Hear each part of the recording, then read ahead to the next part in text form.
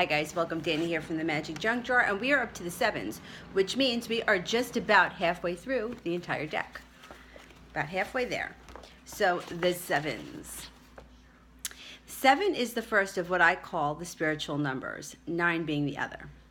The 7 in some ways is the most significant.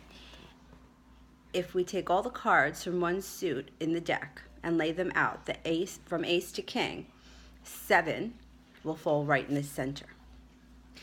There are 7 visible planets, 7 days of the week, 7 chakras in the body, 7 seals mentioned in the book of Revelations in the Bible. The number 7 has great significance in calculations used to create yearly spreads and in other calculations involving esoteric mathematics and geometry.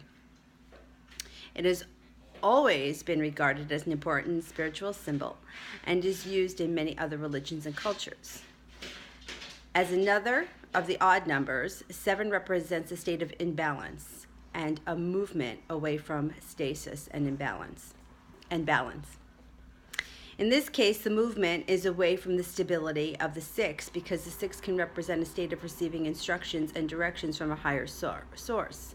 The 7 represents a stepping off into a place that could be a very scary place where nothing is known for sure.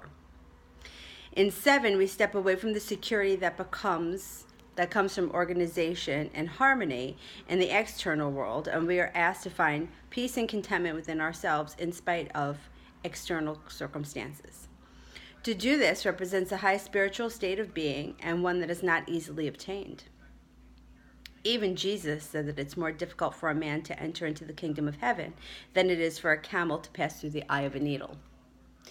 7 is the gateway to the kingdom of heaven, and its very essence, the 7, represents faith.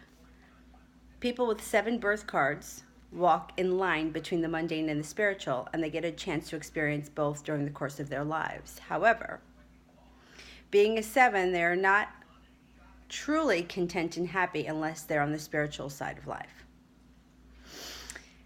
When they are free and full of appreciation for the wonder and the splendor of life, they are happy and content. They are carefree because they live knowing that all of their needs are being provided for. They have a different connection to a higher source that guarantees that this will be taken care of. They have no worries in the world, and they are actually experiencing higher states of consciousness and spiritual consciousness.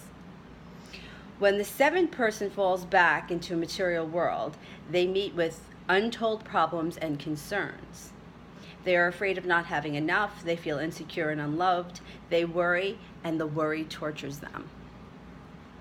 They try to manipulate others in their environment to protect themselves, but it just makes matters worse. They can become depressed, and in some cases, they can develop very negative attitudes about life that seem to perpetuate their misery. Miserable or miserly is a good deception of the 7th person who is operating on the mundane side of their personalities. They live in a world where there just isn't enough. Having been born a 7 actually means that this life will be some sort of do or die crash course in the spiritual lifestyle. The 7 person probably, more than any other card in the deck, will not be able to get away with any behavior that is less than living in their truth. The ultimate truth is that we are loved and cared for by God, by the universe, or whatever you want to call it.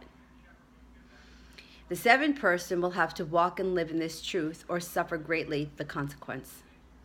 As a result, we find that 7s often come in 2 varieties, those who are very happy and unattached about things in their life, and those that are unhappy and worried all the time.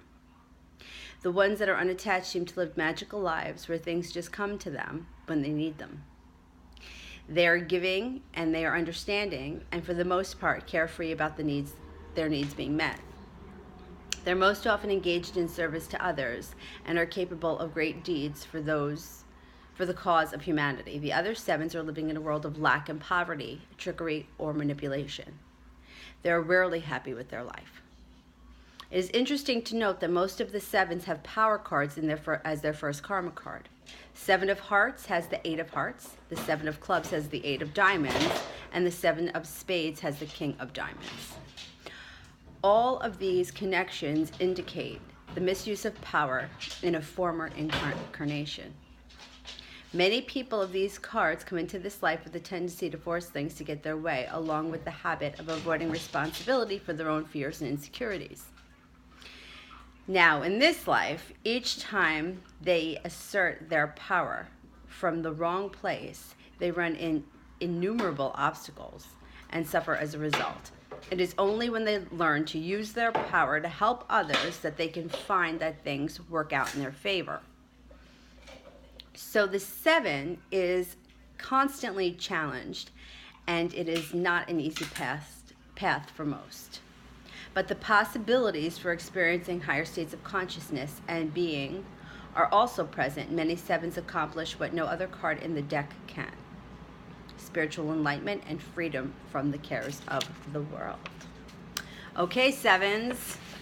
If you like what we're doing here at the Magic Junk Drawer, don't forget to like and subscribe, share us with your friends, and we will see you soon. Thanks for watching. Bye.